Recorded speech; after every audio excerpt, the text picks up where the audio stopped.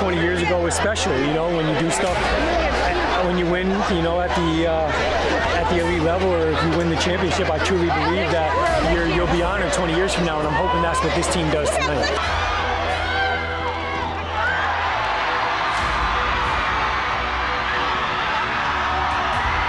That pick six right there I was coming for it. I wanted it so much going into this game to show myself that, like, this is a statement game for us and show that, like, we're not just, like, a team who plays a lot of bums. Like, we're here for a ring, and we want to get up there. It just shows that we can compete. We suppose we ain't playing nobody, but, you know, scorers with the scorers. You know what I'm saying?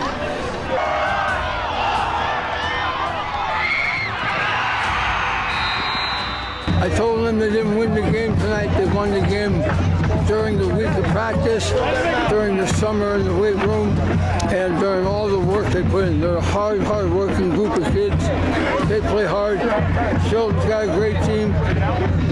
I think we have a great team, and so we got a great high school football game. Hey, Pete McLaughlin. Hey, Pete, are we still Dawson's North Haven, Pete?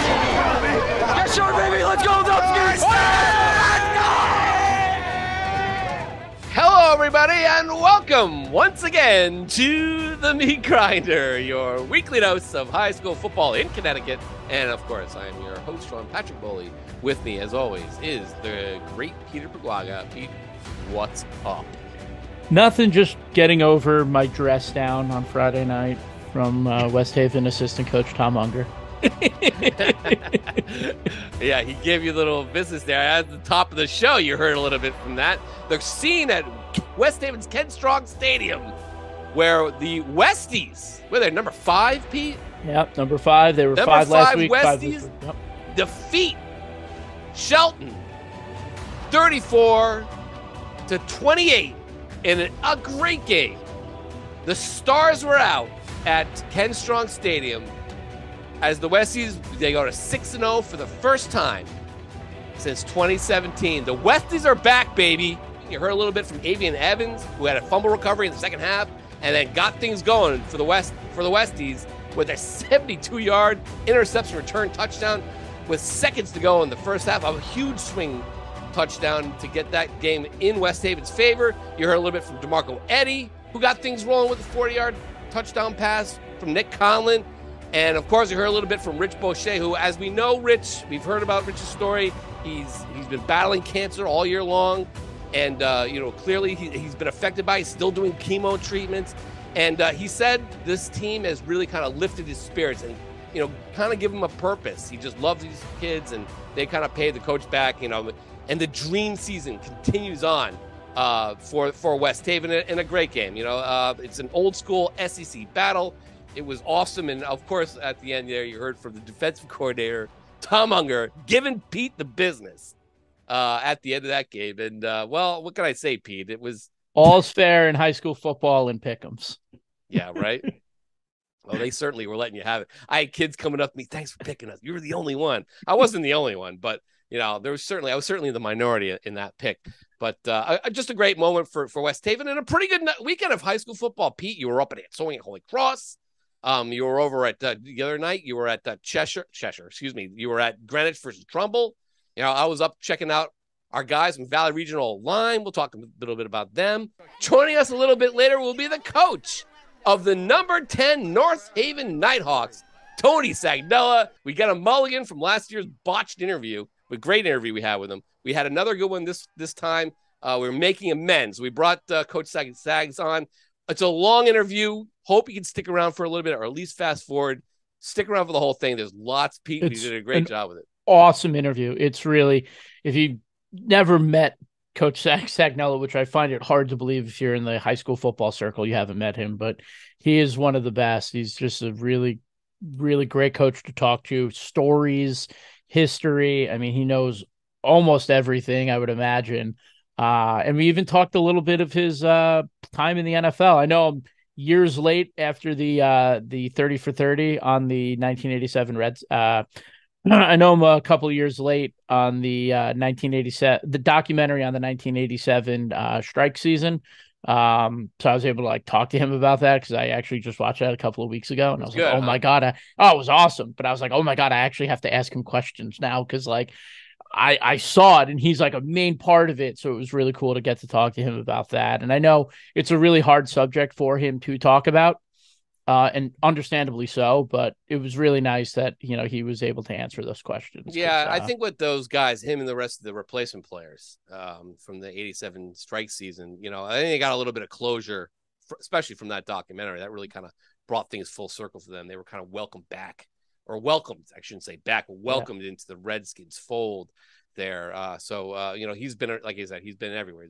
He's from Hamden, played at Rutgers, and then he, you know, started at North Branford as a head coach later on, and then he became the coach of North Haven, first Indians, now the Nighthawks. They were at state championship game once. Didn't quite make it there, but what a game that was. He'll be on a little bit later, but you know, going back to West Haven, Pete, you know, it was just a really nostalgic night for everybody there because, you know, it believe it or not, for those of you, especially for someone like me, who got my start covering West Haven as the old City News, which doesn't even exist anymore. One of my first football championships that I ever covered, where I was covering the team, was West Haven's 2002 state championship team. And I didn't even know they were all going to be there until I got to the stadium. I kind of walked around, and all of a sudden all the memories came flooding back. And then there they all were, a little bit older, a little bit wiser, you know, but they're unmistakably the same guys. You had Tommy DeMoro, the great receiver who scored 2 touchdowns in that amazing state championship game over John Sullivan in Greenwich. 20-13 was the final over at Kennedy Stadium in Bridgeport. So Tommy DeMoro was there. He was the one who organized this 20 years later. You saw his quarterback, Derek Amato, was there. You saw your boy, Desmond Lyman, the Bassett coach, who didn't have a great Thursday night. His team lost to Weaver, but he was there looking jovial. Still a little mad when I was interviewing the hero of that game, the guy who scored the winning touchdown with just 30.9 seconds left. That would be Phil Banks, the fullback, scored on a, what was it? It was like a 50-yard run it was like 4th and 1. Just an amazing play, and it was West Haven's first championship in 13 years at the time, and they haven't won one since. It's been 20 years now, but you know, he looks the same. I talked to all those guys, and then some of the coaches. Obviously, Eddie McCarthy was there. He goes to all the West Haven games, and you know, still there.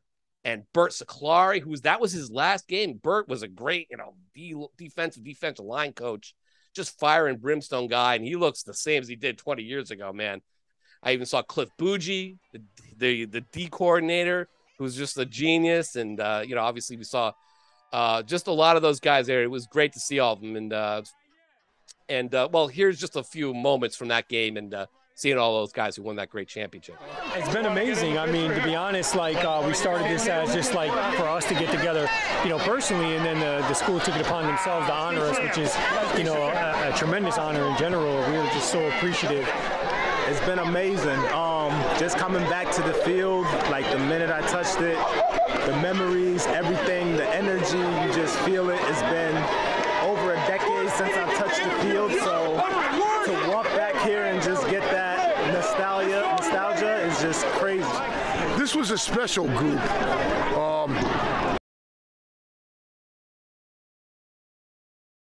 That was, I hadn't seen in any of the other championship teams. Not that the other championship teams didn't have fight, but these guys, there was no gimme. There weren't any games that were given to them. They had to fight all the way through. And and the quality of kid, the character within the kid was outstanding, just outstanding. Yeah. To be honest, I remember the fear I had. Catching from me. Yeah. 2 touchdown passes. This guy right here. Right there. That's right. To be honest, I think I remember the fear going into the game. I just remember being nervous and had a ton of anxiety. What do you remember about your TV? What's the thing you remember most about it? Oh man, I just remember the tackle that was broken and getting off of that broken tackle and running. It almost like it was like a blackout after that. Really proud of them. Yeah, they're all doing well. None of them are in trouble. And they say they, you know, They find out every Friday night.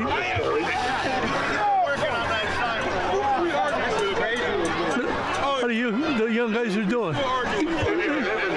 I'm sorry, I'm losing. I lost it. But I like to think we're really a program. There's a lot of great people going through it. And I'm sorry, I'm choking right now. So that was in order. That was Tommy DeMauro. That was Phil Banks. And then, then you talked a little bit to Bert Siclari. And then, Eddie McCarthy got a little emotional talking about some of the guys and what they meant to him. And, just a great, great team. It was an amazing team, Pete. A little before your time, obviously. A little bit. But, I've heard the stories and, just how you walk into Ken Strong, the way it's set up now. They have all those, they have like that Hall of Fame kind of walkway. Yep. Where they have all the things. And that's kind of cool that they were able to come back and have kind of like a little reunion at the game while the team is playing so well.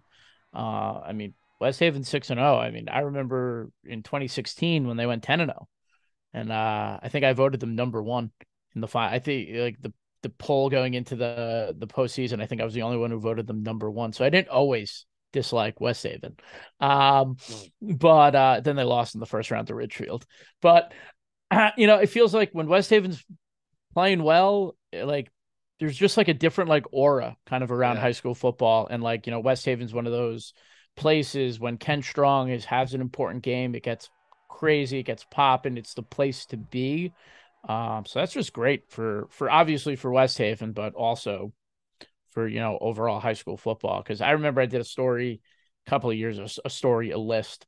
It's like 10 best places to watch a high school football game, and Ken Strong was on the list. And I remember talking to Andy Guion, the Xavier coach, and he told me, he goes, Pete, the first time I coached at Ken Strong, he's like, it was so cool because when you coach at Ken Strong, it's an important game.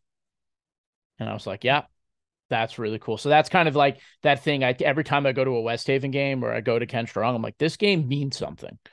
And it's nice that it means something now for the West Haven program as well, because they are 6-0 and they've kind of battled back from those down years. There were, 100%. I think the message for this team, Tommy DeMauro spoke about it, for this team was, we want to project our experience onto this team. This team has a chance. It was they were up 22-8 at halftime over Shelton.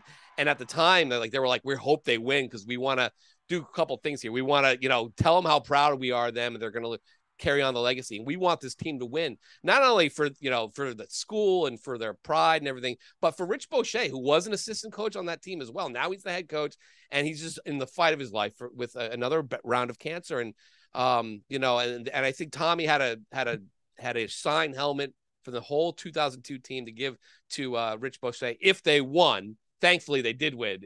It was a little bit of a nail biter at the end there, but West Haven, survived a pretty game effort by Shelton. Shelton just kind of fell apart in the first half a little bit. The pick six that went 72 yards. He was zipping through everybody. That was a tough one to get, but they fought back. They're going to be very good. I spoke about it in a column this week. We're going to get into it a little bit later, but Shelton is far from done. Like the 2 losses, maybe if this was last year, they'd be on life support, but they're an L. They're not quite out of the woods yet. I think another win will be fine, or 2. I wrote about it in the column. It just didn't, it was a great game. It was old SEC school game. There were a lot of, lots of just grunts and, just really just hard hits and just, strength versus strength. Who had a better offseason kind of stuff. And, it was a very even match, but the stakes just didn't, wasn't like at West Haven's in tier 2 of the SEC. And even Mike DeFelice, the Shelton coach, was talking about it. We still can win the SEC tier 1. It just feels weird. I don't know. I mean, again, we've mentioned a billion times here, West Haven and Hampton, I still think they should be playing up. I don't think there should be a tier 2. It should be like the old days. I don't know if I like this whole thing. We'll get into that later. But, other than that, though, when you tune all that out, it was an old school SEC game, and it was just awesome. So with that said, let's take a look at the top 10 poll. And as we move on here, it was an interesting week as we kind of grind our way towards the season finale here, the last month of the season. Number 1 is Southington, 6-0. The Blue Knights took out Windsor 27-20. And they were up 14-0 early, and as we expected, but they need to hang on for dear life against my guy right there, Chili White. They contained him, but they couldn't stop him. At the end, he has a kickoff return touchdown and gets him within 7 points with 39 seconds left. But Southern recovers the onside kick to stay unbeaten, with just too many mistakes for Windsor, who now fall to 3-3 in a really tough Class M. I don't know if they're going to make it. Like you mentioned, it's a weird field, but we'll get to that in a second. But just a quick note on that. Evan Anderson, who, again, we mentioned him last week, the hero of the Greenwich game. His father died a couple weeks ago, and then we just learned that he is out for the year with a leg injury. That's a tough break for the Blue Knights. I mean, that's tough. Yeah, the loss of Anderson is tough for the Blue Knights, but Drury's got that next man up mentality. They got guys who are going to step up, play for him, play for the program, so... It's a big loss, but I think Southington, they just have another guy ready. They have Lincoln Cardillo still. He's still there, too. Still have Lincoln Cardillo. Number 2 is New Canaan, which crushed Wilton 45-0. And yet another defensive effort. Tucker Milligan returned an interception 99 yards, which is the most you can have in high school. 99 yards to kick-start the victory. They finally get a big game that we can all pay attention to. St. Joseph on Friday night. That should be great. Number 3, Maloney. They ripped up on Bristol Central. They get Conard this week. And number 4, Greenwich, which pretty much took care of Trumbull 37-24 in a surprisingly ho-hum game, Pete. You weren't down there on a Thursday night. They played Friday night the week before. Now it's Thursday night. But lots of stars kind of on both sides missing from that game, huh? Yeah, they were. I think Trumbull was missing something like 5 starters or 5 guys who contribute. Greenwich was missing Charlie Dixon. They're one of their top wide receivers. I mean, it was a high-scoring game on paper, but it was very blah. Like, you texted me, you're like, oh, Greenwich running away with it. I'm like, maybe, but, like, it doesn't feel like it. Like, it was just a weird-feeling game. Maybe it's because it was Thursday. But, you know, Trumbull can score, but it's like I said last week, like, they need to figure out this defense if they're going to want to win games against good teams. Because you can't give up, 43 to Massick, 39 to Staples, 36 to Staples, and 37 to Greenwich. It's not going to cut it. And they could score with the best of them, but you can't give up over 35 points against a quality opponent every time. The good news for Trumbull, Pete, is that they're probably still going to get in the Class AA tournament. So, I mean, I wouldn't worry too much there, but definitely got to shore up that defense. As for Greenwich, well, you know, on Saturday, they go all the way over to their pals, see their pals from Darien, which has a chance to kind of get back into the good graces of the pollsters and the limelight. They need this win to kind of stay in the hunt for a Class L tournament berth. Although I don't think they're not going to be in that big of trouble, but that's still a pretty big game in the FCIAC on Saturday afternoon over in Darien. Number 5 is West Haven. They play Sheehan next week, and the bad news for the Westies coming out of the Shelton game is that Jazir Massey, their top running back, who actually scored a touchdown in the West Haven game, he actually broke his leg. He is done for the year. So they have lots of weapons there, so it's gonna have to be a next man up mentality there for West Haven. But so Sheehan gets West Haven after getting Hamden. Yeah. Okay. This all makes sense. Yeah, well, you know, we saw that on Friday, where Hamden was beaten up on Sheehan, the largest SEC school versus the smallest SEC school. You saw a lot of complaints about some of the injuries that were suffered by the Sheehan players there. I think it's time to kind of dump this thing, at SEC. I think it's time to, Sheehan could be a fine Tier 3 school, or in this case, a Tier 2 school, getting rid of Tier 2 instead of having just go back to the old school 2 divisions. I think that this other thing is just over. But anyway, number 6 is St. Joseph, which, surprise, surprise, smothered Ridgefield's offense at a 27-0 shutout. I expected a little bit more out of Ridgefield in this one, but I was shocked, Pete. I guess St. Joseph's defense is the truth. Yeah, they played really well. I was there for the first 2 quarters. They played really well. But Riley Jordan, it's nice to see him going. Ridgefield tried to kind of keep the ball on the ground. They didn't want, Hutch beating them and Singwall with his arm. But Riley Jordan had himself a day. 3 touchdown runs. He was really good last year, so it's nice seeing him kind of come into the limelight. Perfect time for St. Joe's to start getting a major contribution from Riley Jordan. Yeah, he was a little bit absent in that Greenwich game. They kind of took to the air pretty early. He kind of got out of it a bit, and there were some mistakes he made that I know Joe wasn't happy with him about, but good to see him have a nice bounce-back game in a pretty big one. I mean, St. Joe, they're going to the Class Out playoffs. They get New Canaan this week. I mean, does it ever end for St. Joe? Jeez. They seem to get a big team every single week. They're on the Pick'ems board, I think, 6 out of 7 weeks, or 5 out of 7. One was a bye. Yeah. It is what. That's that New Canaan defense, though. Yeah. Has allowed 21 points all year. And the flip side, last week, the New Canaan defense scored 3 touchdowns. So they have scored in one game. They have scored the same amount of touchdowns that they've allowed all season. Yeah. New Canaan, all of a sudden, the school of Drew Pine, all of a sudden, turning back, returning to the school of Zach Allen. As far as their defense, the last couple of years has been amazing. Chris Silvestri is probably one of the best assistant coaches in the state and could be a head coach anywhere. Yeah, absolutely. Yeah. I mean, he's been in the running for a few spots there, but maybe New Canaan is where he belongs. Number 7 is Hampden. We just mentioned, whipped up on Sheehan 41-14.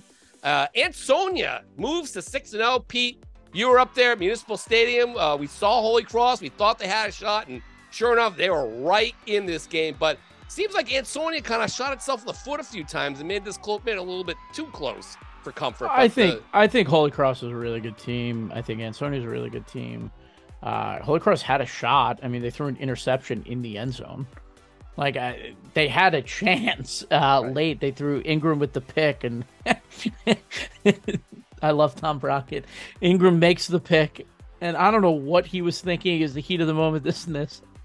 He dove forward out of the end zone to the 1 yard line. And then Holy Cross jumped offside, so they were able to move it up to the 6 to kneel it out. Right. They got a little hairy there. And I was talking to Tom after the game, and I was like, what do you think of Ingram's interception? How big was that? And he goes, what? You didn't like how he dove across like he was trying to score a touchdown? It was something like that. It was very funny, but... No, I just saw you when she fell down in the end zone. He was diving like he was trying to get the first down. But hey, he made a play. That was a great play. He came back and competed and made the play. I mean, we had 2 called back in the first half that really hurt us. And then we turned the ball over twice in the second half. But the reason we turned it over was Holy Cross played great. That's really a great high school football game. Could have gone either way. That was a heavyweight battle tonight, too. 2 teams really competed. A lot of kids on both sides made great plays. I thought in the first half, we played great D, except the first play of the game, and the first play of the game, and then the last minute of that drive. They got some great players over there. I'm real proud of the way my kids competed here tonight. Ansonia, are they the 8th best team in the state? Not to me. That was way too close of a game for a team that they, if they're 8th, then where's Holy Cross, right? They beat Naugatuck, right? Holy Cross isn't here. So I don't know. I got my question still about Ansonia. Well, I still vote them relatively high. I kind of vote them in that spot there. I don't think 8's a bad spot, considering that they're still the best team in the NVL right now. I mean, it is by the hair of their chinny chin chins. It is just over Holy Cross, and Holy Cross just over Naugatuck. Can't wait for Thanksgiving. The good news is we might see these teams play each other all over again. So that's great. Number 9 is Shelton. Speaking of weird poll, I guess you keep Shelton in there. 2 losses. They played a tough schedule. I'm still a little shocked that they're in there because number 10 is North Haven. As we just mentioned, Sags and the guys finally getting in there. Killingly just falling out. They beat up on Branford, but I'm a little shocked to see. I mean, you may quibble with Ansonia. Shelton with 2 losses.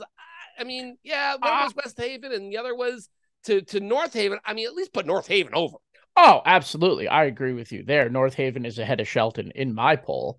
But 2 losses by a combined 14 points. Yeah. I mean, we have some other team. Killingly was still in the top 10. They lost by like 2 touchdowns to Wyndham, who's still not showing up ahead of Killingly in this poll. So I'm okay with having Shelton in the top 10 over some of the other things that have happened. I'm getting increasingly frustrated with our voters. I don't quite know where they're coming from. on some of these. You know, I mean, the Killingley thing I think Killingley's still good. They still deserve votes, but like Wyndham's undefeated, you know, and Wyndham, I mean, they were in a little bit of a dogfight with New London last week, but I don't know. They got some tough games left, but they still beat Killingley pretty convincing. Speaking of that, let's check out the top 10 poll from the New London Day. We haven't done that in a few weeks because Ned drops it after we've done the podcast. And now, as you can tell, we're doing this a little later on Monday afternoon, Monday evening now. So we actually have the day's top 10 poll. Let's take a look at that. Pretty similar to the writers' poll. Number 1, Southington. Number 2, New Canaan. Number 3, Greenwich. Number 4, Maloney. And then number 5, West Haven, which all those teams getting kind of different first place votes. Maloney with 3 there. West Haven with 1 first place vote. Then he had number 6, St. Joseph. Number 7, Hamden. And then the paths diverge. Now you have number 8, North Haven. Number 9, Ansonia. And then number 10, Barlow. Which I'm a little shocked at that they put Barlow in there. But you know what? I don't really have that big a problem. Did you watch Danny Shaban just absolutely obliterate New Fairfield last week? Just, scoring every which way and just absolute demolishing in a game I was convinced was going to be the best game of the night. Turns out I wasn't even close. Shaban absolutely just destroyed them. And I mean, I guess in that regard, not a bad number 10 pick by the coaches. No, Barlow's legit. I mean, when you run the ball like that, it's hard because if you don't fumble, you're probably not turning it over. And if you can eat clock and score, you're keeping their offense on the sideline. And I mean, they just absolutely demolished New Fairfield, but they have a big test coming up. And by big, I mean an L school versus a double S school. That's what I mean by big matchup coming up. That's at Blue and Gold Stadium. Just for the record, Shaban ran for 32, 96, and 35 yards for touchdowns in the 47-13 victory over New Fairfield, which, I saw Barlow against Wethersfield early in the season, and I thought they were pretty good.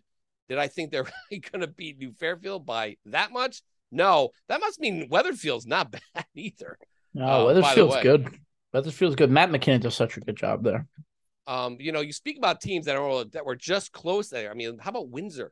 Windsor's lost by a combined 9 points, and that includes the 7-point loss. And they're getting votes in the poll, as they should be. Of course. But they're not they're not up Shelton's high, right? No. Shelton's benefit was that they were in the poll and they were high to start. That's usually how it works. Oh, right. We can't drop teams that we might have been wrong about, right? That's how they do it. Yeah, no, we didn't drop that's how we that do far. it. We had them at 4. We had them at 1. Oh, some guys. Not us, but I was still kind of. I know Brantford's had it rough the last. The season's not been going their way. Yeah. But for them to hang 60-something points on them the other night. We said it. They were angry. Killingley was not happy with their loss. No, I think they felt like they gave one away. They're still a good team. They're still a contender in Class Double M. And actually, let's take a look at the updated standings. Starting off at Class Double L, West Haven now takes over the number 1 spot. They're 6-0, followed by number 2, Southington, number 3, Greenwich, 5-1, Hamden, number 4, 6-0, number 5, Staples. Speaking of teams that maybe should be getting a little bit more love, Pete, than they're in my top 10. They're in my top 10. Guys, pay attention. Staples, not bad. Tyler Clark within a big game. He is on pace. House within a big game. Tyler Clark is having an awesome season other than breaking school records last week. He has 930 receiving yards so far. He's on pace for 1,550 receiving yards, which would be 5th all-time in state history. And he'd be the first 1,500-yard receiver in the state since St. Joe's Jared Malazzi did it in 20. It would be the first one since Jared Malazzi in 2016, and the 1,550 would be the most since Jamelli from Southington in 2013. Tyler Clark is doing something special right now, and that's just regular season. They go to the playoffs, those numbers go up. Well, they're almost assuredly going to playoffs. Yeah. You can see with these standings here, because number 6 is Glastonbury. They got a pretty big one this week. They got to play Southington. Jack Patrone had a pretty good pretty good week. He's been having a pretty good year so far. But Glastonbury's, I think he's got about 900 yards rushing or thereabouts. He's over 1,000. Yeah, he's over 1,000 now. Okay. But Glastonbury, like, that schedule is not the greatest. And they lost to Hall, which was winless at the time. So I'm a little bit worried if I'm the Guardians, new name. Number 7 is Trumbull. We talked about them. Defense needs to work. And number 8 is Danbury. They got plenty of good games left, tough games left. So that leaves the door open for Fairfield Prep and Ridgefield, 9-10. I went up to see Crosby last week, Pete, which is the number 11 team here, against Gilbert Northwestern Housatonic up there at beautiful Van Wy Field. And it was it a basketball game? Oh my goodness. It's like 111 points scored. I really wanted to see what Gilbert was all about. I knew Crosby has some guys there. I like Phoebus, and then his receivers are good. It's been tough, though, for Crosby defensively. Obviously, they had plenty of problems with your boy, Freddie Camp, running all over. In fact, I missed the first 2 touchdowns he scored because I was late getting there because it's so far away from my house in Hamden. But it was far. So Freddie already scored 2 TDs. I managed to grab 1 when I was there. But defensively, that's how. I mean, Crosby plays a lot of NVL teams. They're not your typical double L school like the ones above there. And after them, it's kind of a mess. So, I mean, other than I think it's a 10-team race right now, Pete, for those 8 spots. You know, Danbury plays Ridgefield too. That's going to be a huge game. Let's go over to Class L, where number 1 St. Joseph sits atop the field at 5-1. Yeah, they're 5-1, but their schedule strength, they have 190 points schedule strength, which is much more than New Canaan can get there at number 2. That'll change. Obviously, those 2 teams will play each other this week, so that's a chance to move some things around. Number 3 is Maloney. I don't really see them being challenged for most of the rest of the way. I mean, granted, they have Southington left, but that's only going to be 1 loss, and there's some other tough ones in there. But number 4 is Cheshire at 5-1. They play North Haven this week. That's going to be interesting because Chester's got a lot of tough teams left to go here as well. They're not quite out of the woods yet in the L standings. Naugatuck, I think, is going to be fine, even if they lose to Ansonia on Thanksgiving. Newtown's got Barlow this week. If Newtown beats Barlow, I think they are obviously going to be in. And I think basically they just need to have 1 or maybe, I think 7-3 kind of gets you in here, to be completely honest with you.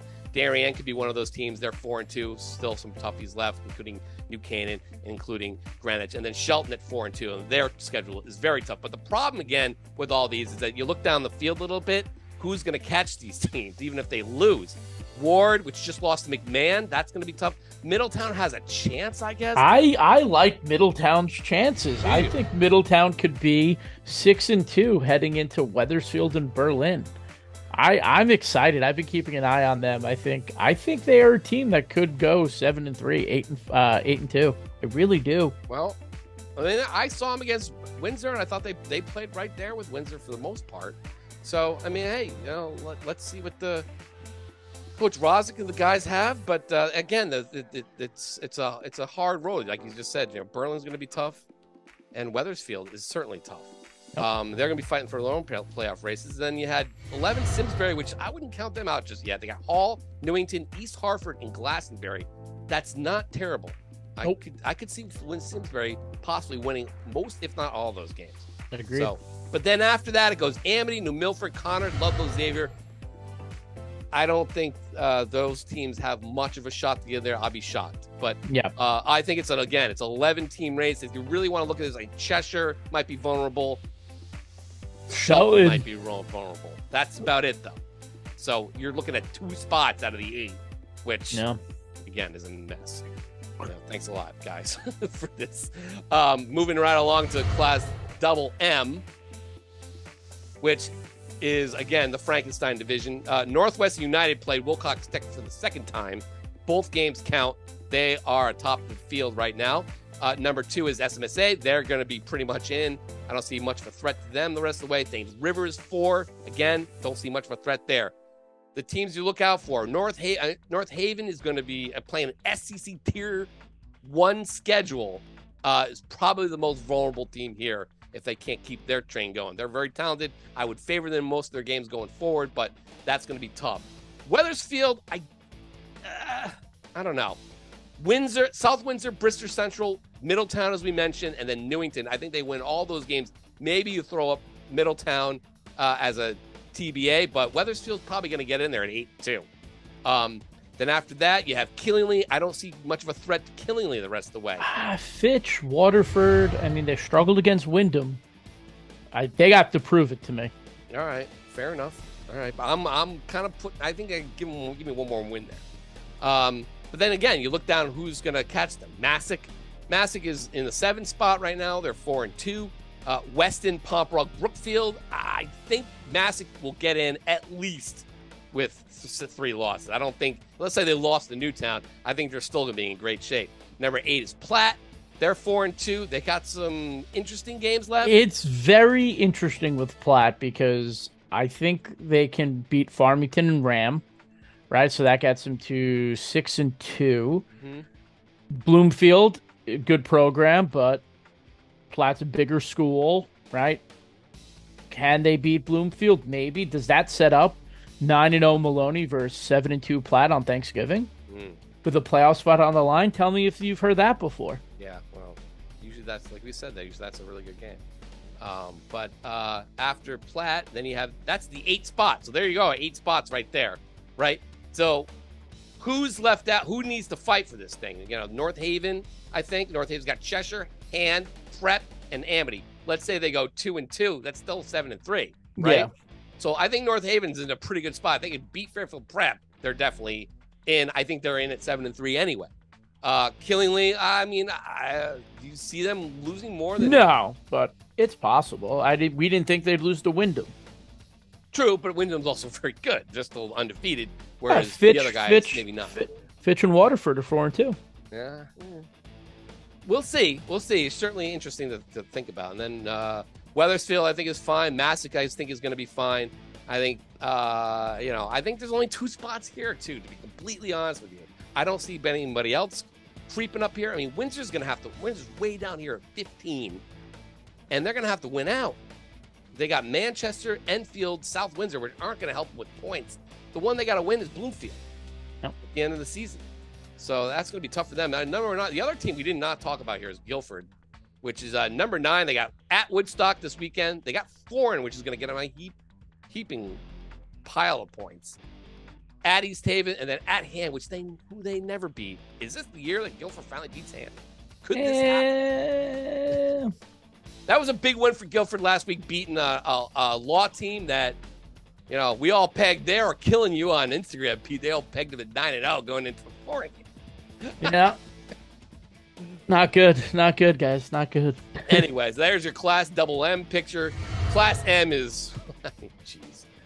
Berlin 6-0. Ram is 5-1. Notre Dame, number 3, is 4-2. Law drops just down to 4, 5-1. ATI 4-1. Rockville 3-2. They lost a tough one to Granby Canton last week. Hartford Public lost a tough one to Bloomfield last week. They're number 7. Woodstock 3-2. Again, I'm looking at Notre Dame's schedule, Pete, and I know I declared them the Class M champions, and that might have been a little premature, but because they lost, to Cheshire, which is no slouch. But they got Wilbur Cross, Fairfield Prep, Shelton, and Hampden left. Potentially, Notre Dame could be 5-5, and guess what? I still think they get it. Yeah, I mean, looking at the teams that are below them, East Lyme's 3-3. Bullard, I saw Bullard. Colby, they're not very good. They're at 10. Avon, Brantford is 2-4 with some bad losses. Lyman Hall 2-4. If Notre Dame goes 5-5 and they don't get in over Avon or Bullard or East Lyme, there's something severely wrong.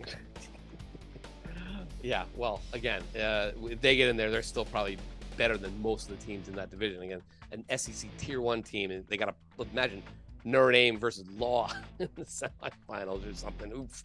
We'll see what happens there. And then they get to the last 2. And Class SS is actually not terrible. Barlow 6-0, Wyndham 6-0, Cromwell Porton 6-0, Foreign 6-0, Valley Regional Lyme 5-0. For the most part, I think all 5 of those teams will be in at some point. I mean, I don't see very many losses there between any of them. I know Barlow had a tough schedule, but by beating New Fairfield, they got all those points. They beat Newtown. It's over. They're probably the 1 seed at this point. But, Ledyard losing to NFA kind of screwed them up a little bit. But I don't even see them losing out on it. They got Wyndham left, yeah. And Fitch. But that's still 3 losses, yeah. right? Gilbert, Northwest, Housatonic, I think they get in. They got Torrington, Derby, Waterbury, Career, and St. Paul left. Granby, Canton's got some work to do. They got to be Ellington, Morgan, Capital Prep, Coventry. That's not unmanageable, but certainly, that helped them get up a little bit. But, they have Ellington in there. They play Granby, Canton. So, again, Waterford, Rocky Hill, you got Sheehan. Once you get down here a little bit, you're like, I don't see any of those teams, in the running for this. So I guess, if you really want to look at it, Class SS is kind of just like all the others. And I think Class S is the same. Ansonia, Holy Cross, Woodland, New Fairfield, nothing didn't hurt their loss that much. Bloomfield, 4-2 at number 5. Seymour, 4-2, they're getting back into it. Waterbury Career Academy, East Catholic. And then you're like, okay, can Oxford make a run? Can Notre Dame Fairfield make a run? Notre Dame Fairfield certainly has a chance. Benell, New Fairfield, Weston, Pomprock left. HK with a big win over North Brantford. All of a sudden, the Cougars are making a run here. They're 3-2, and they got Coggins-Shog, SMSA, Coventry, Capital Prep, and Valley left. So some potential points there. But I'm looking down the rest of the field. Again, not a whole heck of a lot. So, if you're in the top 8 spots in any of these divisions right now, you're in a really good spot, unless you're in the SEC, I guess, Pete. Yeah, I mean, we kind of saw this coming, from a mile away, that we'd kind of know who was going to be where at the midseason. Look, anything could happen. Some team might lose 5 in a row. We don't know. But the way it looks right now, it looks kind of the majority, the top half, the top 4 in each division is already basically locked in. Into a playoff spot, yeah. Yeah. Which is, again, that's the shame of this. Because there's no competition below, and then everybody, you're getting in at like 5-5. We warned against that. Maybe that won't be the case. Maybe I'll be proven wrong. But for the most part, the gloom and doom that I was screaming about in the summer and for every week since is certainly looks like it's coming to pass. And that's just unfortunate. But, again, trying to stay positive here. Hopefully there'll be some great playoff games, I guess. Pete. Yeah, we'll see. Anyway, let's jump to our guest this week. Let's talk a little North Haven football with Tony Sagnella. Joining us on the show for the second time, although you don't know it, is the great coach of North Haven High School, Tony Sagnella. Coach, welcome back. We are recording this time, so we're happy to say that unless something else happens, hope not, that we'll be able to get this out to your adoring public. Welcome to the meet, Shaban. And thank you, Pete, for having me on. Absolutely. Thanks for coming on, Coach. Yeah, last time, I swear to God, it was the greatest interview we ever had. We were going to do it in 2 parts. We're going to break it all down, and then I go, wait a minute, I didn't record. And I had to text Coach Sagnella. I was so nervous, because he's an imposing guy. But it's not the first time, because you also did it to Scott Burrell once. I did. 2 Hamden guys. Remember that? Yeah. Well, so that's 2 guys from Hamden. We'll do it dirty. for Dyer next. We'll have Dyer on and not record. Dyer's a Jersey guy now. That's true. He's from Belleville. He's from where Frankie Valley is from. Oh. Yeah. I know a little bit about Jersey going to Rutgers, so. That's true. Yeah. So what can you say? Well, congratulations, by the way. You guys cracked the top 10 for the first time this year. It's about time, I think. I mean, I thought you guys should have deserved to get in there. And we were getting people commenting like, where's North Haven? You beat Shelton. Shelton's still in there. Where's North Haven? They just beat Shelton. And then Killingly loses to Wyndham. We got Killingly still in the poll. No North Haven. And then I'm sure Notre Dame, West Haven would have a little bit of gripe too, since they beat you. But congratulations, little recognitions. I mean, you guys great midseason. You're 5-1, nice win last week. How the guys playing? We're playing pretty good, Sean. One of the keys to this team right now is that there's really no ego on the team. We have some very hardworking kids, some very committed kids, and there really isn't a guy that is trying to steal that spotlight. They want to do well every Friday night, and they prepare that way. And it's really been a long process and the transformation all the way back from COVID, because these seniors were, I think they were sophomores. Yeah, they were sophomores during COVID. And it seems like we've been together in one long season since then.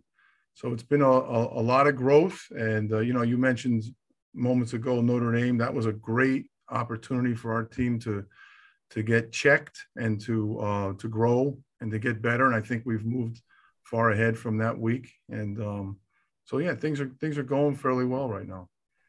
Last year, you started off 0-4, coming off the COVID year. That was, it's a little, explain to me, you start off 0-4 and then you beat Hampden, which was undefeated at the time. And since then, you guys have been playing, you didn't win all the rest of your games, but you played New Canaan tough, and they were in the playoffs last year.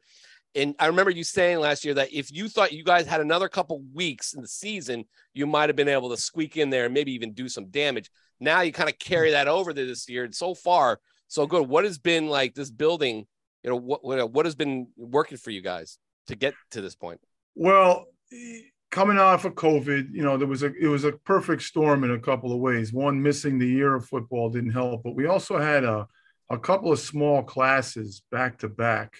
And, that had hurt us. Being in Tier 1, you have to have all three levels of play to be competitive. You need to have a freshman, JV, and a varsity team. And we were in a period of time there, a stretch where we only had like Froshmore games. And that's a disaster in terms of trying to get kids game experience. But it's better than not playing any games. So we had gone through 3 or 4 years like that. And I don't think people knew that. And then when COVID came, the bottom fell out and we had to start from scratch again. So looking at that schedule that we had last year, I think it was Shelton, Cheshire, Wilton, New Canaan, very challenging for any team. That'd be challenging for this year's team. We were really bad fundamentally. We were starting kids that had, some of them never played. Like we were talking earlier about the kid Steve. He was a first-year two-way starter. He ends up all SEC. We had a tight end outside linebacker, first-year player, senior. We had a linebacker, Jake Langer, who ended up all state. He only played 1 year of football prior to that. Then we, add to that, we had Matt Dodge, who was our only returning player on the team. He started 3 games as a sophomore in 2019. So we had a lot of growing up to do. And I think the challenge, and any coach will tell you, is stick to your guns and be who you are. We scored 1 touchdown in 4 weeks. There wasn't a lot of belief in what we were doing, outside of the coaching staff. And I remember one of our players saying, I won't embarrass him on the air, but he said to me after the Wilton loss, he said, "Coach, you think we should be running tunnel screens and a little option?" And I said, when I first got into this, I was a triple option coach. I said, you really don't want to, we don't want to go down that road again. Let's see if we can block and tackle better. And when we played New Canaan in week 4, and I think Louis would tell you, and I remember his exact words after the game. He said to me, "You got to be happy with this." Even though we lost 21-7, he had been watching us on tape too. And he said, "You have to be happy with your performance today. You can build on it." I remember him saying that to me. And during that bye week, I opened up 2 tabs and I put Hampden's base plays up on the screen and our base plays up on the screen. And I just went back and forth. And I said, you know what? We're at a different speed than Hampden is right now. Even though we're 0-4, our kids are moving a little differently than the Hampden kids are. And I think that was a testament to our schedule. And that's the old, everybody says it, iron sharpens iron and all, but that's true, And I think as long as you have the other pieces in place, then you can work with it. So we had 33 freshmen last year, which we've never had more than like 21. And last year we had 33, and I think 30 of them are still with us. Wow. So that's a big deal. Having a very good sophomore class behind a very good junior class, behind a very good senior class. That doesn't happen here very often. Usually there's a gap, So right now it's lined up like that. So I think that's contributing to it. Yeah, for sure. I mean, just quickly, everyone wants, we love to talk about the running game, the offense you run, but I think Sean alluded to it last week on the show, how well the running attack and the defense work together. And you see it on the side where you guys have only allowed 31 points this year. Well, we are pretty good on D because we run well and our kids are physical. And I think that's an interesting thing. Something that I was pointed out to me recently that I didn't really notice was we start 7 juniors on defense. I was like, whoa, I didn't realize how young we were on that side of the ball. But yeah, when you're in a program like ours where we're in the middle in terms of numbers, we're a medium-sized school, and we've earned the right to play up. And some people disagree with that philosophy, but it has helped us. And I think in order to do that, your philosophies have to match. We do hang our hat on ball control and basically blocking and tackling and so on, but that does play into helping defensively because it limits possessions and it does work in our favor at times. One of the interesting statistics or it's not really a statistic, but something that is helping us out this year also is we have a kicker and a punter that change field position. I mean, Declan Finkel is a senior who came out for the first time. He kicks the ball into the end zone on kickoffs. I can remember playing Darien in 2014. I think you were at the game with us. And they would kick off to you, and you had to start in the 20. Then you had to go 80 yards against that defense, And then if you punted it to a pretty good offense. And that was such a weapon. And when you played New Canaan years ago, the same thing that, they were pinning you with the kicking game. And right now, I'll cite one punt in the Notre Dame game. Our first series of offense didn't go very well, so we ended up snapping the ball over the center, and Adam Pandolfi ran back and fell on it on the 10-yard line.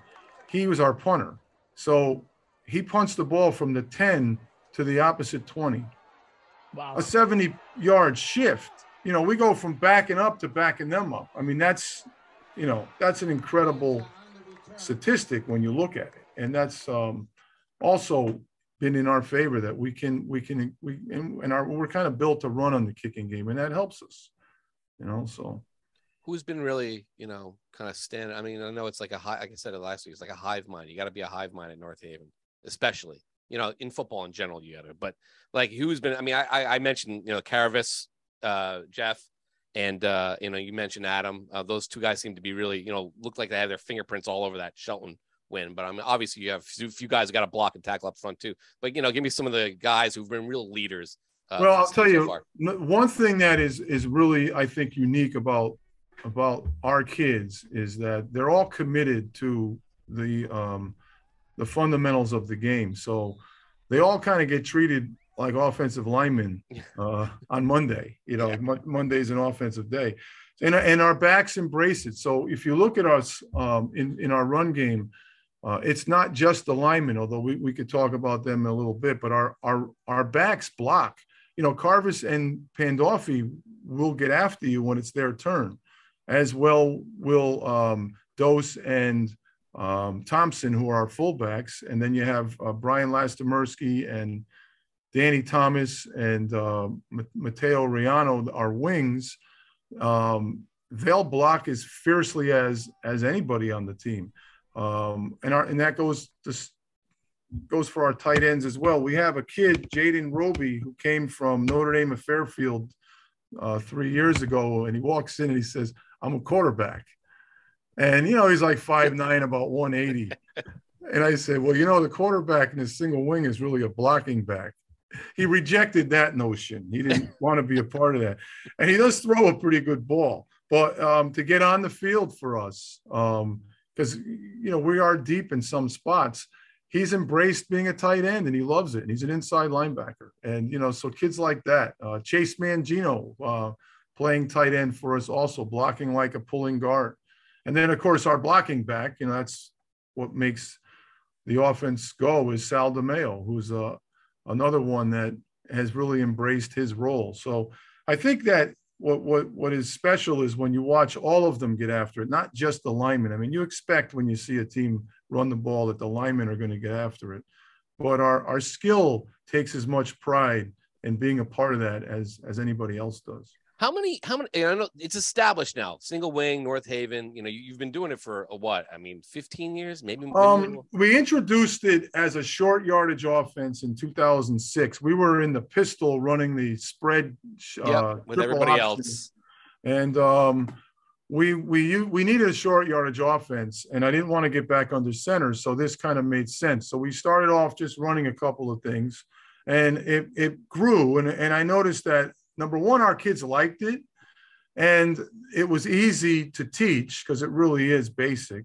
And after, I don't know if you remember Mike Friello, but that was in 2008. After Mike Friello graduated, we didn't have an option quarterback in the program. Right. And we were struggling to get our youth program on board, because if you run a triple option, the ball's going to be on the ground a lot in the beginning. And that's discouraging, especially for guys that are part-timers. Their dads, they come down a couple nights a week and they want to help out. And they don't want to fail. And if the ball's on the ground, they're like, this is silly, throw it away. So trying to get them to buy in was difficult. Yeah. So when we went to the single wing, and I remember walking out of a meeting and thinking about it, and I said, this is what we have to do. We got to go full time, because it's the 4-back in the 8-hole. You know what I mean? It's that basic. It's shoulder blocking in a lot of cases, which is safer, and it's easier for youth kids, because, if you know anything about zone blocking, you have these giant humans that can squat and put their butt to their ankles, and they have huge hands, and they put one hand on a guy's chest and the other one puts a hand on that chest, and they walk them off the line of scrimmage, and they all look the same. That's the NFL and the colleges. I don't know how you get a tall, skinny, 9-year-old and a short, squatty 9-year-old to do that, because they're built so different. So I felt that fundamentally this was an offense that fit all the levels of play. And it's progressive enough that, you can do other things with it if you want to. So that's been a big help in getting everybody aligned. Well, how many? What was your question? I think. Well, the question really is like, you've well established now. So if you're going to go play football for North Haven, that's what you're doing. But like how long? I mean, how many guys have you lost? Like, you know what? I'm out of here. I want to throw. I want to catch. Well, I don't know. I mean, we had Jack Steinman, and I told Jack, if you work at it, we'll build around you. But he had to embrace that. When Jack came out of middle school, he thought he was going to play basketball for Duke. So right. I could never get Jack around here. He was always in summer basketball and always doing this and always doing that. He ends up going to Hartwick as a tight end, and then transfers to University of New Haven as a tight end, and he has a good career. But for us, he threw the ball quite a bit. Yeah. So we'll adapt to what we have. We have a kid in our program right now, a freshman who's a true pocket passer, and he should not be running the off-tackle power play. There's no doubt about it. He should not be doing that. But he can throw a nice ball. So he's going to get his chance. As we go forward, we're going to have to evaluate his abilities and the rest of the players around him and make some type of adaptation to his skill set. And so maybe we lose kids. I've never had a kid say to me, I won't play for you because of your offense. I know there's criticism. I know that's everywhere. Yeah. There's nothing you can really do about it. So, but it works for you guys. I mean, again, but you guys have a Steinman, or and maybe even a few receivers, or you get a Montano in there, and you guys can be very good, as we've seen. I mean, obviously this year, but especially if you get that passer in there, the kid who can kind of sling it, and the defense has got to stay honest. Oh yeah, they're not going to just stack the box on you every time. Right. Like New Canaan found that out. All of a sudden, you guys are slinging the ball downfield in the state championship game. The advantage is that, they really have to commit to defending us. That's what we force them to do. And that takes time, during the week. So when you get into the game, they're going to be in a fairly, not say predictable, but they're going to tip their hand off to what they're doing, because they don't have a whole lot of time in the week to defend us, because they don't face it. They didn't face it last week, and they're not facing it this week. So, it limits what you can do. And therefore it makes some things more predictable. So the passing game is sometimes easier for us than it might be for a spread team, because we're not going to see 5 under man. We're not going to see robber coverage and things like that, because you're committing those extra people to the line of scrimmage. So, is it tough? I mean, you play Shelton, you play all these teams and they know, the coaching staffs know what they're up against.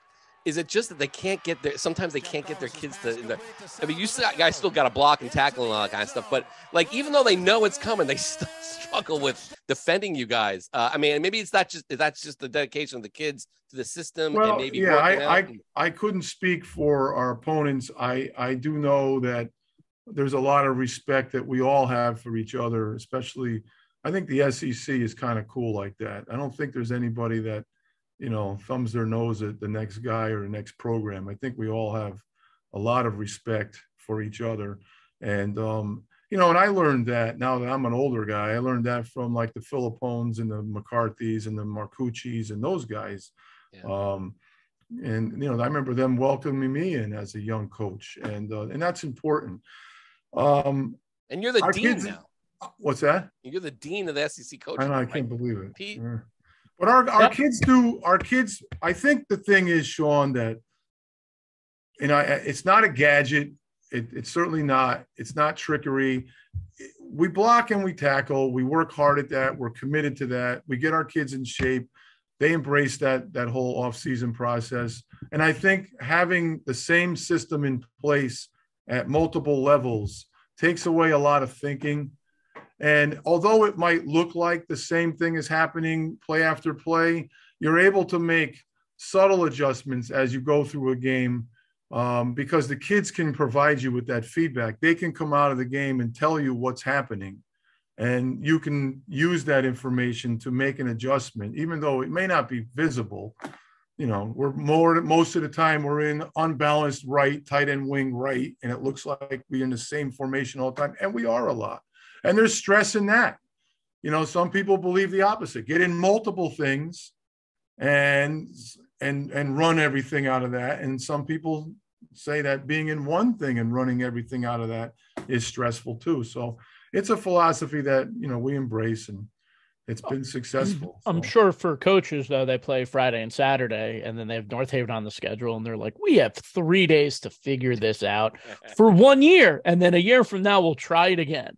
I mean, the 3 days to figure out how to defend against a system that you don't see often, though, has to be a challenge. I would think so. I mean, I know if I had to defend it, it would bother me too.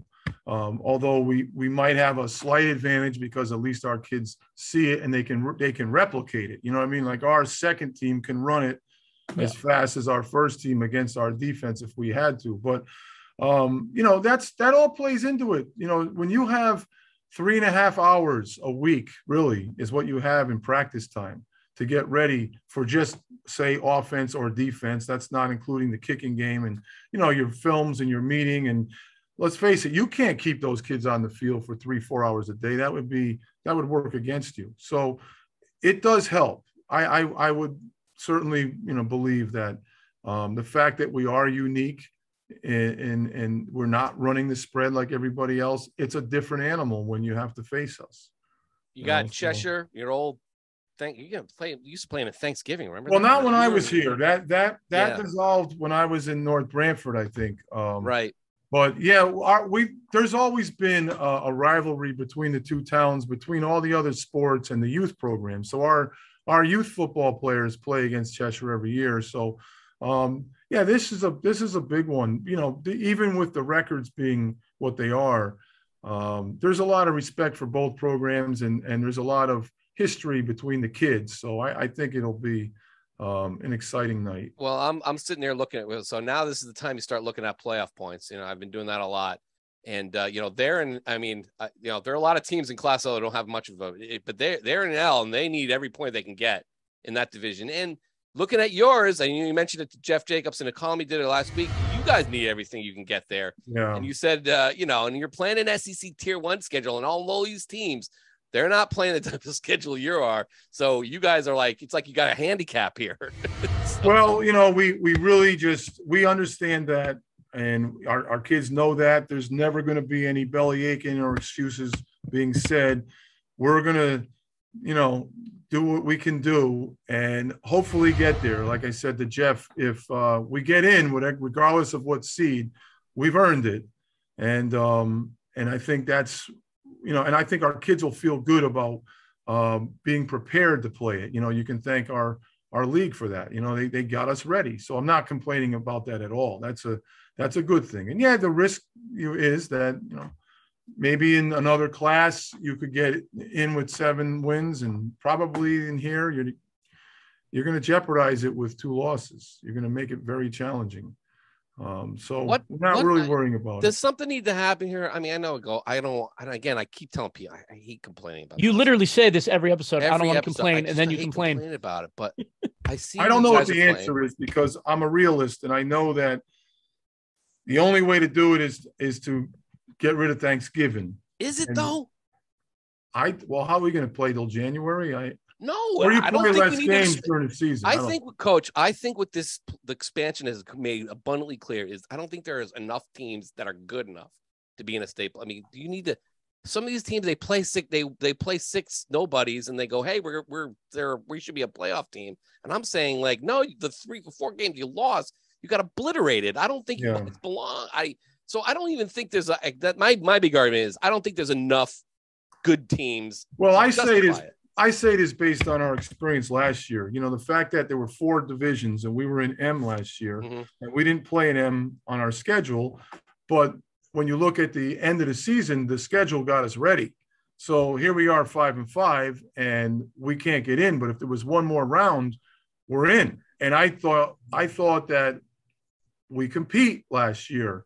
I'm not taking anything away from anyone else who was in it, but I know we would have belonged. If you saw us play in round 1, you wouldn't have said, what's that 5-5 school doing there? Yeah. You would have said, oh boy, Well, I don't have a problem with that so much, but if you were playing those teams for a playoff spot, but you're in M, which is, it's different. The state doesn't go by the way the league does. And it's, I don't know what I know. Other than change, someone's got to change, Coach. I've been hearing these arguments. That's above my pay grade. Yeah.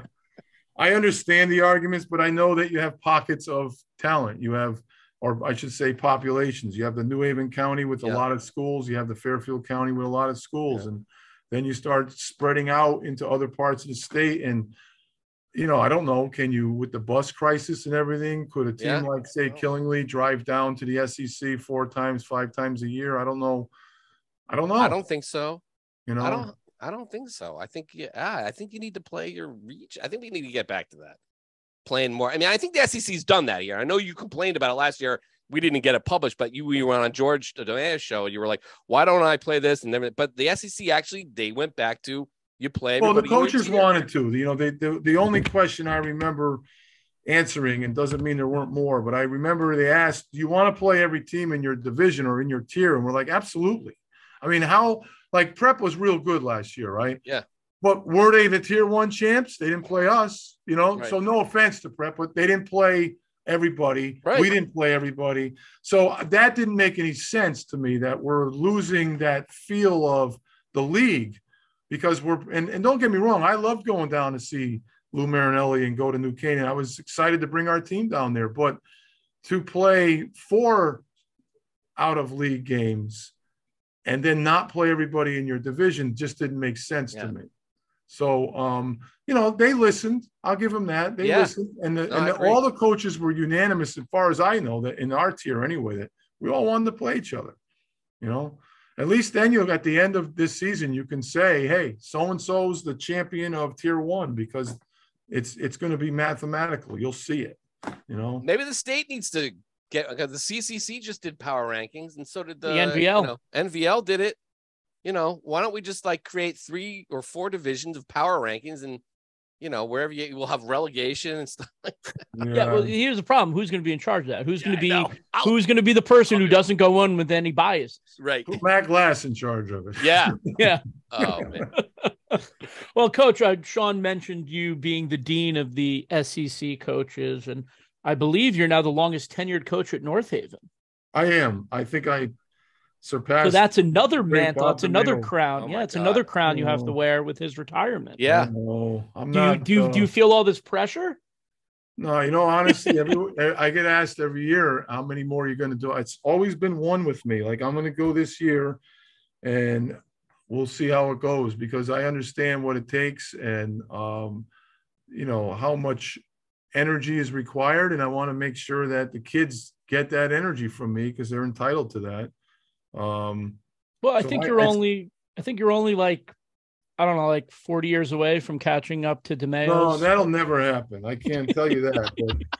But I'm enjoying it right now, and a lot of that has to do with the players on the team. I mean, they're really fun. They are really fun, and they make mistakes, but they learn, and they're like, oh, sorry. They're like Chris Farley, like he's like, oh, stupid. Oh, and then they learn it, and then they go on.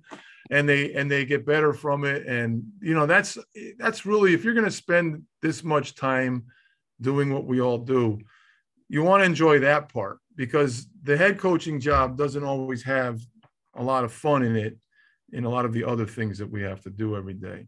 So the team has made it really enjoyable. So. P, you got one more question here for Coach? Or? Well, yeah, I definitely wanted to touch on. We talked about it before the show, but the obviously the 1987 NFL season, you were on the Washington football team. Yeah. And a couple of things. So I watched a documentary, and then I checked your Football Pro Reference page because I love that kind of stuff. Oh, I love that page. They only got you with one sack. I'm pretty sure I saw two. No, I had two. You know how I know I had two? Because I got paid for them, because there was bonus money. So I got the bonus money. I know that. So why it didn't get recorded, I don't know. Not that it matters. I'm not going to Canton, so I don't think Reggie White has to worry. I'm gonna. You know what? I think I'm gonna send an email, because right here it says one sack, but I swear I saw two. I think this is an official NFL stat, though. I think the NFL doesn't get. Well, maybe I pile hopped in. I don't know, but I definitely got paid by Joe Gibbs for 2 sacks. I know that, but that doesn't matter. That was kind of cool. All those little incentives, but yeah. If you haven't seen it, check it out. Yeah, it's a great documentary. I honestly, I think it was called The Year of the Scab. Yeah, but I could be correct. No, that's the name of it. Bad. Yeah. And they lied to us when they were making it. They said we were going to call it the Fall of '87. They tried to downplay that word. Yeah, a sensitive word. Yep. And then I called out the director on that when it came out. I said, John, why? I thought you said that you weren't going to use that word. And he goes, you have to. He goes, it's what it was. And I'm like, you're right, but. Yeah, I didn't want to use it, Sean. You kind of led me right into it, because they talked about. I'm over. That's what they called them back then. No, I know. When you look at unions and all, that's a word, but here's the deal, and it's how I look at it. So I had 2 opportunities, one with the Redskins in '86, one with the Jets in '87. And that was my life dream. And I put everything I had into it at the time, and it didn't work out. And I was moving on. I was okay. This is it. And so for that time in my life, I wanted to be those guys. You know what I mean? I wanted to be Dexter Manley and Darryl Grant and Dave Butts and Dean Hamill and all Charles Mann, those guys. And for a short period of time, I was with them and in competing with them and getting to know them and, traveling and practicing and playing with them and so on. What hurt me was when I crossed over the line to take advantage of the only opportunity that I had was to see. I didn't expect that. I must have been oblivious. My wife would say she could see that, but I got in the car and drove down there because of the money. That's really all why. I asked Charlie Cashley how much, and he told me. I said, okay, I'll be there when you want me. And when I got there, I didn't realize how crazy the environment was. So that bothered me, and you get sensitive to that. And the media jumps on the veteran players' side, and everybody vilified us. And honestly, you put it in the back of your head and you move on. 30 years later, when they do the film and they expose all the stuff that was going on in the background, I wasn't aware of that. I just knew my story, and I knew what the guy next to me on the bus riding back and forth to practice, what his story was. When I saw that it was really the owners that were manipulating. They were the villains in the whole thing. Yes, they were. you know, like like even with the ring, like I never felt I was entitled to anything. But when I heard that they gave rings to all these other people that worked for your organization, I'm like, well, wait a minute. Didn't we work for you? Didn't we serve a purpose for you? Did you beat the Cowboys on Monday Night Football? Right, and you know, and I put my hand in the dirt for a month and put my health in harm's way and so on. So then I started to look at it differently. But the thing that made me the happiest was, well, two things. The first was the process of being a part of the film making. There was 3 or 4 occasions where we were brought back together for different reasons, and that was cool because we didn't have cell phones in '87. So I left DC without any contacts. I didn't know anybody or keep up with anybody. So this brought us back from being apart for 30 years, and that was real cool. Now I got a phone with a whole bunch of '87 Redskins on the phone now, and that's kind of neat, and we stay in touch. The other thing that meant the most to me really was when I saw the film for the very first time, and they invited us all back they released it at the Tribeca Film Festival in New York, and they brought us in together to watch it. And that was really cool because I got to see the guys that were mad at us 30 years ago, like the Manleys and the Doug Williams and Jeff Bostic and R.C. Thielman. I'm trying to think of all the guys that were upset with us, Mark May and all those guys. To listen to them kind of acknowledge our performance and our contribution to their cause and to welcome us in. And now I've been invited back to events and things. Now we're back, we're included in it. And it's weird to kind of get in it that way because that was never my goal. My dream was to play for 10 years and, you know, it didn't work out. Okay, fine. I mean, move on. I don't think that I missed my calling. I kind of think there are NFL players who can play a whole career and not kind of have the unique experience that you have in NFL history. It's kind of interesting in that regard. It's ironic in that regard. A lot happened in a very short period of time, and it was life-changing. It really was. And I'm glad I did it. But even it's funny, like you just were conditioned not to talk about it. Yeah. So Pete, I get your trepidation here because even my son, when I took him with me to the Tribeca Film Festival on the train ride to New York, he says to me, "So Dad, what was it like?" Like I never even told him, you know, like, and I'm like, okay. I said, well, let me tell you. I said, it wasn't fun the first week. It was highly competitive, which I didn't think it would be. But the guys that were there that were trying to extend their careers were fighting for their lives. Yeah. I was looking at it like, hey, I get to go make some money and play football again, and I don't have to go do my other job. Like that's how honestly I was looking at it. And then when I got there, I was like, uh-oh, I better buckle up or I'm going to get cut from this. And I didn't want to get cut as a replacement player. That would have been the all-time for me anyway. Right. I couldn't take one more disappointment like that. So, you know, I had to buckle down and I wasn't really in top shape, whereas I had always prided myself at being in top shape. So that was weird. The whole thing was weird, but it was fun. It was really special. It was really interesting because obviously there was a player from Staples on the team as well, Skip Lane, which he popped up on a thing. It's like Westport. I'm like, who is this guy? Yeah. So I started looking at him. And his dad was a high school football coach. Yeah, Paul. Oh, really? Yeah. Oh, the field's named after. How did I not put that together? Right. And Mark Carlson, who was he was our I want to say our left tackle or right tackle. I forget. Left tackle. Yeah. Mark Carlson came out of Morgan, out of Clinton. And he went to BU and he played a couple years at BU and then transferred to Southern and finished at Southern. Go Owls. So there was 3 Connecticut guys. Wow. On that team, if you can imagine that. That's crazy. And then just one more, and this is kind of more of a fun one. Have you ever seen the movie The Replacements? Yeah, I've seen it. Okay. So are you yes, it's not a fan, very loosely based. Well, because they took every story that happened on every team and put it and kind of rolled it together to make like a movie. And I understand it. But like, for example, the cheerleaders didn't practice at the facility we were at. As a matter of fact, I can remember the year before being at a team function during training camp. and the cheerleaders were there for the media, and we were strictly, you had to Can't stay talk to away. him. Yeah. Hands off. Can't talk, can't touch, can't go near him. And I remember that. So in the movie, I do remember they had like strippers or something doing tryouts right in front of the players. And no, the experience was just like I remember it being in 86. Because I broke training camp with them in 86, and I got back to the facility, and I was going through regular days with them before they released me in 86. So it was the same thing. It was meetings all day, break for lunch, meetings, break for practice, that kind of like a 9-to-5 job is really what it is. Very little contact during the week.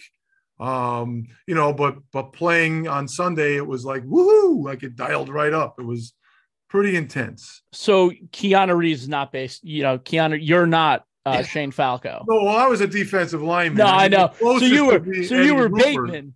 You would be Bateman. You'd be John Favreau's character, right? Well, I forget now who was who. But, he was the linebacker. I prefer to be anonymous, or as what was Kevin Costner's line? I'm the player to be named later or something. Yeah. Well, so then if they were going to do a movie based on it, like an actual movie adaptation, what actor would play you in a film? Howie Long. I don't know. I'm sure you could get Chris Long to do it. I would hope that nobody. Still young enough. I would hope that. Look, I had a very humbled experience. I was not at any means would they put me in a movie, but the story I thought was really outstanding when you think about it. Absolutely. We came from different walks of life. There was guys like myself that had been in training camps and fell short. There were guys that had played 3 or 4 years that were cut. There were guys that came over from, say, the USFL or Canadian football. There was so many different stories, like Tony Robinson getting out of jail to play. And, the thing that I think Joe Gibbs did a great job of was he kept both teams apart and made them both, become stronger as a result. So as the strike inevitably started to crumble and people started to cross over the line, he kept our team protected from that. And I think that brought us closer together. And, the games that we played, finishing on Monday night down in Dallas against that team with so many guys crossing and so many Hall of Famers, that's the ultimate underdog story when you think about it. Did you watch the Super Bowl that year? Did you have a big party? Oh, yeah, I watched it with my brother Peter, who was a Washington Redskins fan before I signed with them. And we went down in the basement. Here's what the deal was. I had money on the game. Not that I bet, but I had $9,000 if they lose and $18,000 if they win. That's what the contract guaranteed us. Yeah. The contract guaranteed us that. And Joe Gibbs told us that right before we played Dallas, like during that week of preparation. He goes, look, this is your third game. You are now entitled to playoff money. And he mapped out each game how much we would get. So I knew when they won the NFC Championship game that I was guaranteed $9,000. I think I made $9 in the NFC Championship game. I was guaranteed another $9, and if they won, I was going to get 18. So we're watching the game, and it's 10-0, and they're talking. Well, no team has ever come back from a 10-0 deficit, and I'm just kind of sitting there like, all right, well, 9,000, that's better than nothing. And then all of a sudden, that second quarter happens. Yeah. And I just remember dancing around the room with my brother Peter and high-fiving. And they just kept piling it on, Coach. Yeah, he just threw it. They could not stop him. It was a really just a crazy thing. And again, to have it go away for 30 years, and then you'll remember, I get the phone call. Remember when we did the spring brawl for Matthew Jakes? Yep. Mm-hmm. And, that hit that went viral when we gave him the ball and he ran the ball for a touchdown.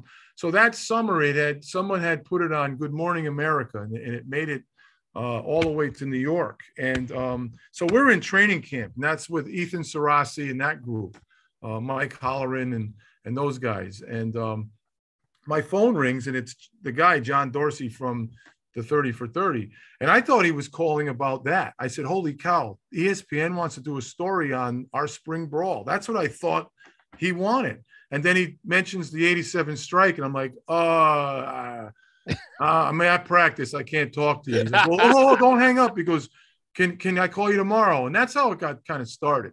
That the next day I talked to him. And here's the thing. John Dorsey was at the game on Monday night. He was a 16-year-old high school student who went to the game and got inspired by that performance. Wow. And went on, 30 years later and made the film. So that was also kind of cool.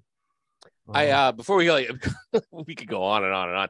Before we go, I think Brad Garrett would be the guy I would pick to play you from Everybody Loves Raymond. Everyone loves Raymond's brother. Yes, the big tall guy. Do I have to touch my chin when I eat? No, that guy. I think that guy would be a perfect Sagnella. Yeah, but I don't think anybody should play. But Coach doesn't talk, Raymond. He doesn't talk but like that. he plays a character there. You've seen him in other characters. Yes, I have. He'd be fine. Oh man, we could go on all day, Coach. I mean, we could have our own show. I appreciate our own you weekly giving show. Our program the time, and I hope that we don't get cursed by it. Let's keep our focus on what has to get done. Yeah, I don't know what the record is for guys who've been on. I mean, I know Drury won after he was on. So did Frederick. Chad Neal lost. So. Frederick won. Frederick won.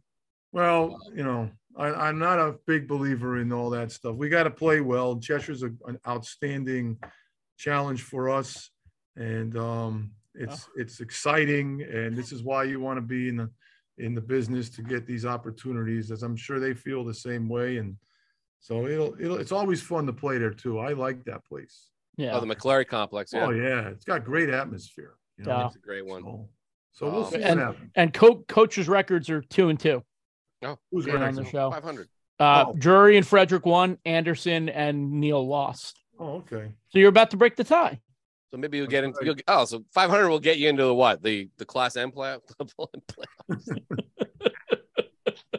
Oh man. All right, Coach. Well, you've taken up plenty of your time, and yes, thank you so much. I was at some point I was going to bring up Coach De Leon, who died last this early. Yeah, good you guy. Played for. He grabbed you out of handed, right? My phone. Good man.